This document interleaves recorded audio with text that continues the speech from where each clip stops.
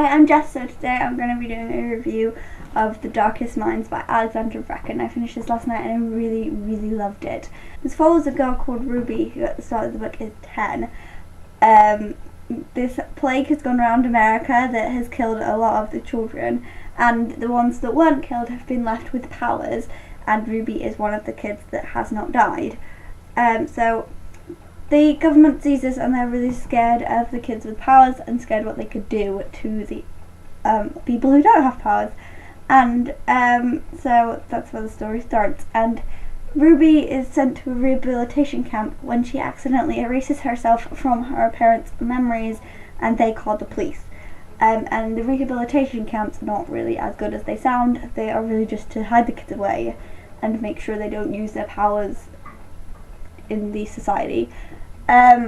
So Ruby gets to the camp and they classify people with powers by colour. So the greens just have like photographic memories and stuff, and they're not dangerous at all.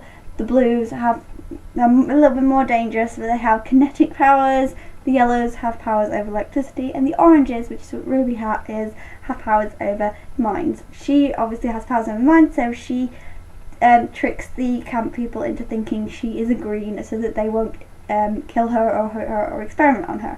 There are also reds, but they are all wiped out of the camps right at the beginning of this book, so we don't really see them or know what they do. But I assume they're killing or something. So it starts off when she's in the camp, and we really see the horrible nature of the camp and the people that have put them there. And she realises she has to escape because they're very close to figuring out that she's an orange.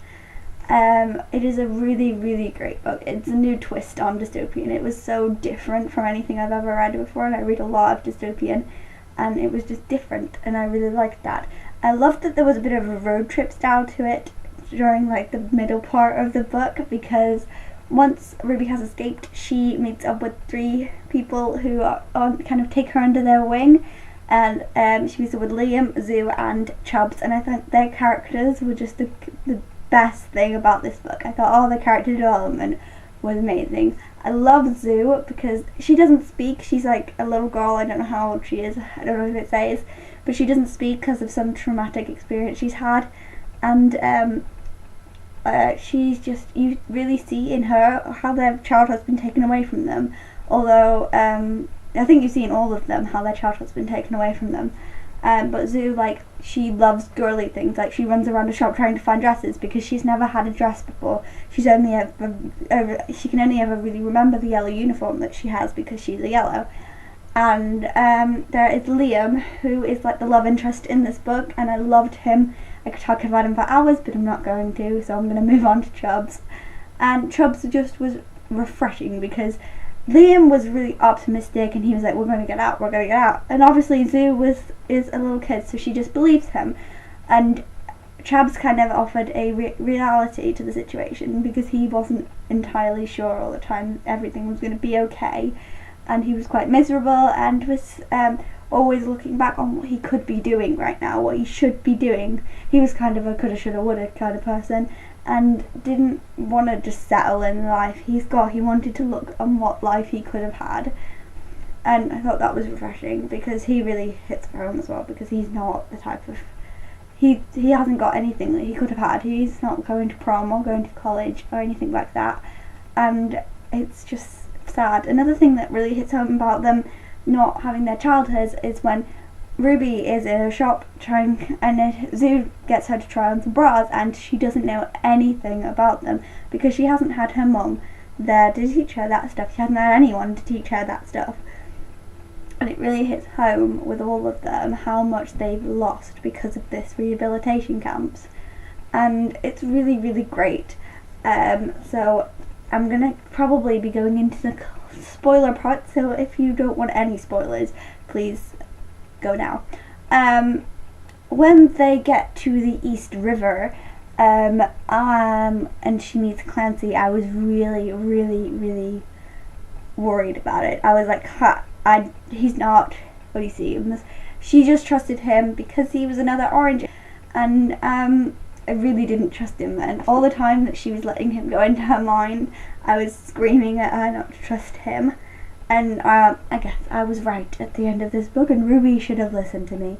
And when she was carrying around that tracker thing, I was like, Ruby, just get rid of it. This is going to come up at the end. And no, you're going to make a stupid mistake with this thing at the end. So don't. Just leave it somewhere. Just throw it away. Because Liam and Chubbs and Zoo are always going to be there. So you're always going to be fine. And that didn't happen. And it was stupid. And I wish she hadn't have done that. I hated Clancy, but I kind of was... I don't know. He's very charismatic. And I don't know whether that's his powers or his own natural charisma, but he's very charismatic. Through the whole thing I was kind of like, is he bad or is he just have a massive crush on Ruby? And I loved the romance between her and Liam. I loved it when they would dance. She wouldn't dance and he used his kinetic powers to pull her in, like he was pulling in like a fish or something. It was really funny. And the ending, Ruby, why did you do that to him? Ruby, why? This book broke my heart more than Allegiant did, and I've never thought I'd say that. I never thought I'd be like this. Any book could break me more than Allegiant, but this book broke me more than Allegiant, probably because I wasn't expecting it to be a sad ending. Wasn't expecting it, but I did expect it in Allegiant because everyone was saying about it. But it was so sad when he couldn't remember her.